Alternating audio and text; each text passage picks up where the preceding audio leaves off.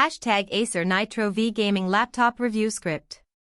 Hey everyone, so here's something most people don't realize. About 70% of gamers are actually using laptops that are a generation or two behind, mostly because they think high-performance gaming laptops have to cost a fortune. But there's a sweet spot in the market right now where you can actually get something really solid without completely emptying your wallet.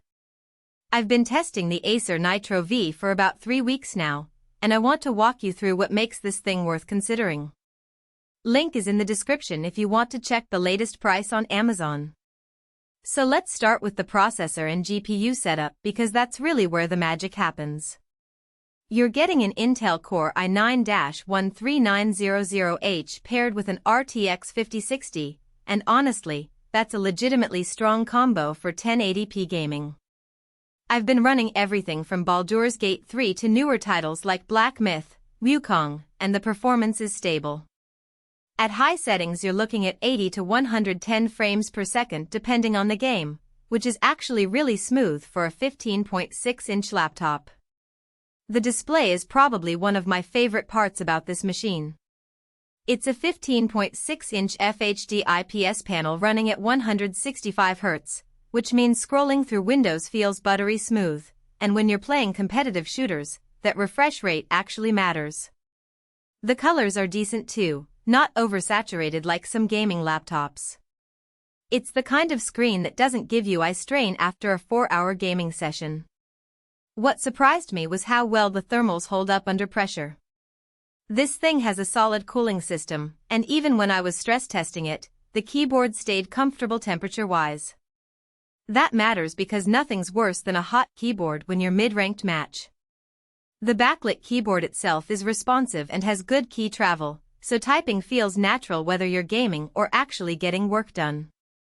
The storage setup with 1 TB of Gen 4 SSD is plenty for most people's libraries. You're not getting crazy fast load times compared to some premium models, but games load quicker than they would on a traditional hard drive. The 16 GB of DDR4 RAM handles multitasking pretty well too.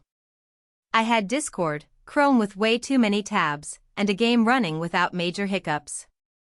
Wi-Fi 6 connectivity is solid, and if you're playing online, you'll notice stable connections. Battery life isn't this laptop's strong suit though, which is kind of expected with this hardware. You're probably getting 3 to 4 hours of actual use, but if you're buying this machine, you're likely planning to keep it plugged in most of the time anyway.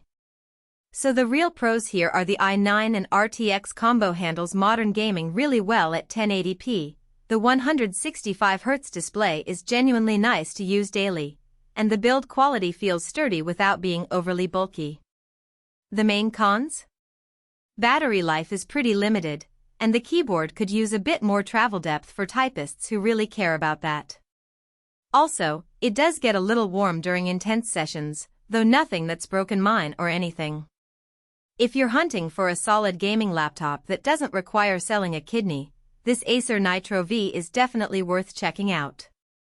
Link below to see current pricing on Amazon, and let me know in the comments if you've got questions about it.